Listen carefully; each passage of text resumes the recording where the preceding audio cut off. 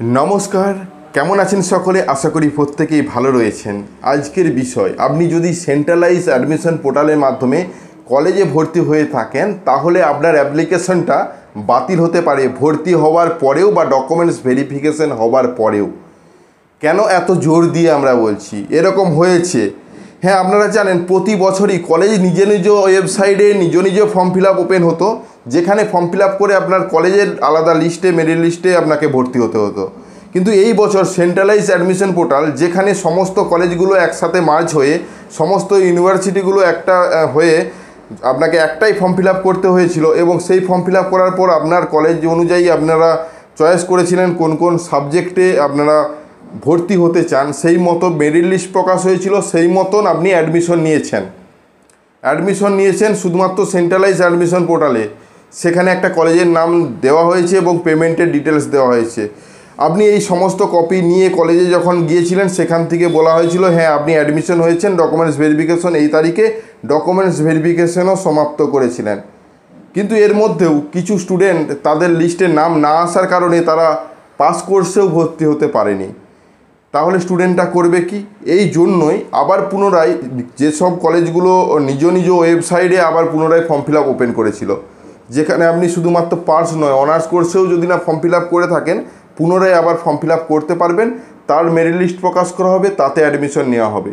তো এই যে দু দফায় হয়ে গেছে, একটা হলো সেন্ট্রালাইজ অ্যাডমিশন পোর্টাল, একটা হলো কলেজ অ্যাডমিশন পোর্টাল।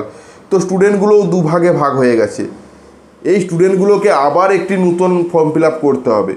তো আজকে সেই বিষয় নিয়েই বিস্তারিত আলোচনা। অবশ্যই ভিডিওটাকে স্কিপ না করে লাস্ট পর্যন্ত দেখুন এবং আমাদের সাথে থাকুন। আর একটা ছোট্ট অনুরোধ, যদি আপনি আমাদের চ্যানেলে নতুন আসছেন চ্যানেলটাকে সাবস্ক্রাইব করুন, পাশের দেওয়া বেল আইকনটা ক্লিক করতে ভুলবেন না পরবর্তী নোটিফিকেশন পাওয়ার জন্য। আর যারা অলরেডি সাবস্ক্রাইব করে আমাদেরকে সাপোর্ট করছেন অসংখ্য ধন্যবাদ। ফেসবুক থেকে দেখলে পেজটাকে ফলো করুন, লাইক এবং শেয়ার করতে ভুলবেন না। হ্যাঁ, চলুন যে বিষয়টা নিয়ে, অর্থাৎ ভাইরাল যে বিষয়টা নিয়ে সমস্ত কলেজ নোটিশ দিয়েছে তা নয়, বেশ কয়েকটা কলেজ নোটিশ দিয়েছে তাদের ওয়েবসাইটে গিয়ে নির্দিষ্ট ফর্ম ফিল আপ আবার পুনরায় করতে হবে। ফর্ম ফিল আপ মানে সমস্ত তথ্য আবার পুনরায় সাবমিট করতে হবে যারা সেন্ট্রালাইজ অ্যাডমিশন পোর্টালে অ্যাডমিশন হয়েছেন। তো সেই ফর্ম ফিল আপের নোটিশ এবং কীভাবে করবেন, কোন কলেজ নোটিশ দিয়েছে, পরবর্তীতে আপনার কলেজ নোটিশ দিতে চলেছে কিনা, এই সমস্ত বিষয়গুলো দেখার জন্য সরাসরি স্ক্রিনে চলে যাই, তাহলে বিস্তারিত তথ্য আরও ভালোভাবে বুঝতে পারবো। প্রত্যেকেই জানেন সেন্ট্রালাইজ অ্যাডমিশন পোর্টালের মাধ্যমে কলেজে ভর্তির প্রক্রিয়া শেষ হয়েছে। অর্থাৎ এবছর সমস্ত কলেজগুলো একটা ওয়েবসাইট থেকেই ফর্ম ফিল আপ করে আপনারা নিজ কলেজে অ্যাডমিশন নিয়েছেন। কিন্তু অ্যাডমিশন নেবার পরেও যারা রয়ে গেছেন তাদের জন্য নির্দিষ্ট কলেজ, অর্থাৎ সমস্ত কলেজই প্রায় তাদের নিজস্ব ওয়েবসাইটে একটা নির্দিষ্ট ডেট দেওয়া হয়েছে, যারা বিজ্ঞপ্তির মাধ্যমে জানিয়েছিল যে তাদের অফিসিয়াল ওয়েবসাইটে আপনারা ফর্ম ফিল আপ করে আবার পুনরায় আপনারা কলেজ অ্যাডমিশন নিতে পারেন। আগে ঠিক যেভাবে কলেজে অ্যাডমিশনের ফর্ম ফিল আপ চলতো সেই পদ্ধতিতেই, এবং সেখানে নির্দিষ্ট মেরিট লিস্ট কবে প্রকাশ করা হবে, কবে অ্যাডমিশন হবে, সমস্ত তথ্য দেওয়া ছিল। এই পর্যন্তই ভালো খবর ছিল। কিন্তু বর্তমানে যে খবরটা দিতে চলেছি, আপনারা যারা সেন্ট্রাল অ্যাডমিশন পোর্টালের মাধ্যমে কলেজে অ্যাডমিশন নিয়েছেন তাদেরকে আবার পুনরায় কলেজে ফর্ম ফিল আপ করতে হবে।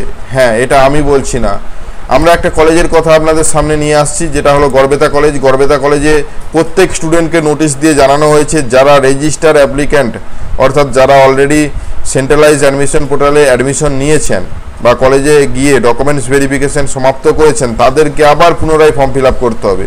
একটা লিঙ্ক প্রোভাইড করা হয়েছে যেখানে আপনার ইমেল আইডি এবং ডেট অফ বার্থ দিয়ে লগ ইন করে আপনার সমস্ত তথ্য একটা ফর্ম ফিল আপে যা হয়ে থাকে, নাম, বাবার নাম, এডুকেশন ডিটেলস, সমস্ত ডকুমেন্টস আপলোড, যেমন আধার কার্ড, মাধ্যমিকের অ্যাডমিট কার্ড, সমস্ত মার্কশিট এবং তার সাথে ব্যাংকের অ্যাকাউন্ট, যেটা প্রয়োজন হয়েছিল একটা ফর্ম ফিল আপ করার ক্ষেত্রে সমস্তগুলো আবার পুনরায় আপলোড করতে হবে বা পুরো একটা ফর্ম ফিল আপ আপনাকে সম্পন্ন করতে হবে। এটা একটা প্রচুর খারাপ দিক। এই কারণে একবার তো যদি আপনি নিজে না করে থাকেন, তাদের ক্ষেত্রেই বলছি, যদি আপনি নিজে অপারেট করতে পারেন, নিজে আবেদন করতে পারেন, তাহলে তো আপনার বিষয়টা ততটা ভয়াবহ নয়। কিন্তু যারা অলরেডি একটা ফর্ম ফিল আপ করে কলেজে অ্যাডমিশন নিয়েছে, তারা ফর্ম ফিল আপের চার্জ ক্যাফেতে বা তথ্যমিত্র কেন্দ্রে দিয়ে তবে ফর্ম ফিল আপ করেছে, তারপরেও যদি কলেজে ভর্তি হওয়ার পর কলেজ এই বিষয়টা না দেখে যদি আবার তাদেরকে ক্যাফেতে বা তথ্যমিত্র কেন্দ্র থেকে এই ফর্ম ফিল আপটি করতে হয়, তাদেরকে আবার পুনরায় একটা ফর্ম ফিল আপের চার্জ দিতে হবে। সমস্ত কলেজের কথা নয়, শুধুমাত্র আমরা যে বিষয়টা আলোচনা করছি গড়বেতা কলেজে, হয়তো পরবর্তীতে সমস্ত কলেজ তাদের নিজ নিজ ওয়েবসাইটে এই নোটিশটা প্রকাশ করবে। এটাই হলো ভয়াবহ দিক। আপনি হয়তো সেন্ট্রালাইজ অ্যাডমিশন পোর্টালে অ্যাডমিশন নিয়ে ভাবছেন যে আপনাকে আর কলেজে কোনো ফর্ম ফিল আপ করতে হবে না, তাহলে ভুল ভাবছেন। অবশ্যই কলেজের সাথে যোগাযোগ করবেন, কলেজে এই বিষয়টা জানুন, না হলে দেখবেন আপনার অ্যাপ্লিকেশনটা বাতিল হয়ে যাবে। আপনি সাপোর্ট হিসেবে সেন্ট্রালাইজ অ্যাডমিশন পোর্টালের হেল্পলাইন নম্বরে ফোন করতে পারেন, সেখান থেকে যে ইনফরমেশনগুলো প্রোভাইড করা হচ্ছে যেটা আপনিও জানেন, কারণ আপনি যেটা গুরুত্বপূর্ণ ইনফরমেশন চাইছেন সেটা তো প্রোভাইড করা হবেই না, উল্টাপাল্টা ইনফরমেশন প্রোভাইড করা হবে, যেটা করতে গিয়ে আপনারই লস হবে। পরবর্তীতে যদি একটা ফর্ম ফিল আপে কোনো ভুল হয়ে যায়, যদি সেখানে বলেন যে আপনার দ্বারাই আপনি বলেছিলেন তাই এইভাবে ফর্ম ফিল আপ করেছি, তাহলে বলবেন না এটা আমাদের দ্বারা বলা হয়নি। তো যাই হোক, এই বিষয়গুলো হেল্পলাইনের কোশ্চেন, আমিও বিষয়টা জানি না, কারণ সমস্ত হেল্পলাইন অর্থাৎ যেহেতু এটা সেন্ট্রালাইজ হেল্পলাইন, সমস্ত কলেজের সমস্ত তথ্য কিন্তু দেওয়া সম্ভব নয়। কিন্তু আপনি কলেজে যোগাযোগ অবশ্যই করবেন যদি সেন্ট্রালাইজ অ্যাডমিশন পোর্টালের মাধ্যমে রেজিস্ট্রেশন হয়েছেন বা ভর্তি হয়েছেন, কারণ প্রত্যেকটা কলেজে নিজ নিজ ওয়েবসাইটে নিজ নিজ ফর্ম ফিল আপ করতে হবে। যেহেতু আজকে গড়বেতা কলেজ নোটিশ প্রকাশ করেছে, আস্তে আস্তে সমস্ত কলেজই কিন্তু নোটিশ দিতে চলেছে। আপনি যে ইউনিভার্সিটিতেই ফর্ম ফিল আপ করেছেন, সমস্ত ইউনিভার্সিটি হয়তো এই বিষয়টা মাথায় রেখে, যেহেতু একটা কলেজ শুরু করে দিয়েছে, আস্তে আস্তে সমস্ত কলেজ তাদের স্টুডেন্টদেরকে সঠিকভাবে রেজিস্টার হওয়ার জন্য কিন্তু ফর্ম ফিল আপ করাতেই পারে। সেটা যদি আপনি নিজে পারেন তাহলে ভালো, না হলে আপনাকে সাইবার ক্যাফের সাহায্য নিতেই হবে। আবার পুনরায় একটা ফর্ম ফিল আপ যেভাবে সমস্ত তথ্য দিয়ে ফর্ম ফিল আপ হয়ে থাকে, একই তথ্য ব্যবহার করে আপনাকে ফর্মটা সম্পন্ন করতে হবে, যেখানে এবিসি আইডি লাগবে, যেখানে আধার কার্ড লাগবে, যেখানে ইনকাম সার্টিফিকেট লাগবে, তবেই কিন্তু পরবর্তীতে আপনি কলেজের একজন স্টুডেন্ট হিসেবে গণ্য করা হবে। তাছাড়া স্কলারশিপ, বিকাশ ভবন স্কলারশিপ তো কবে শুরু হবে কেউ জানে না। অবশ্যই কমেন্ট করে জানাবেন আপনার বক্তব্য কী রয়েছে এই সেন্ট্রাল অ্যাডমিশন পোর্টালের বিষয় নিয়ে। সেন্ট্রাল অ্যাডমিশন পোর্টাল আজ থেকে 2 বছর আগে শুরু হওয়ার কথা ছিল, আগের বছরও অনেক চেষ্টা করার পরেও শুরু করতে পারেনি। এই বছর শুরু করলেও আবার কলেজকেই পারমিশন দিতে হয়েছে যে আপনারা নিজ নিজ অ্যাডমিশন প্রক্রিয়াটা শুরু করুন, না হলে অনেক স্টুডেন্ট বাতিল হয়ে যাচ্ছিল যারা রেজিস্ট্রেশন করেছিল, কিন্তু তাদের লিস্টে নাম না আসার কারণে তারা কলেজে অ্যাডমিশনই নিতে পারেনি। তাদের জন্যই এই বিজ্ঞপ্তি প্রকাশ করেছে। প্রায় অধিকাংশ কলেজই তাদের নিজ নিজ বিজ্ঞপ্তি প্রকাশ করেছে, নিজ নিজ অফিসিয়াল ওয়েবসাইট ঠিক আগের মতন সিস্টেমেই ফর্ম ফিল আপ করে আপনারা অনলাইনে আবেদন করে কলেজে অ্যাডমিশন নিতে পারেন।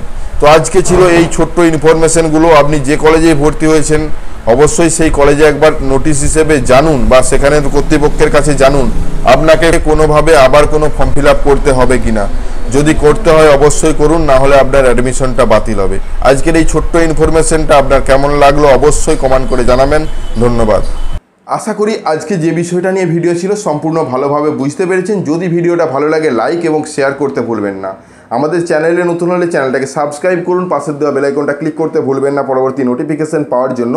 আর যারা অলরেডি সাবস্ক্রাইব করে আমাদেরকে সাপোর্ট করছেন অসংখ্য ধন্যবাদ। এভাবেই পাশে থাকুন। দেখা হচ্ছে নতুন কোনো ভিডিও নিয়ে। ধন্যবাদ।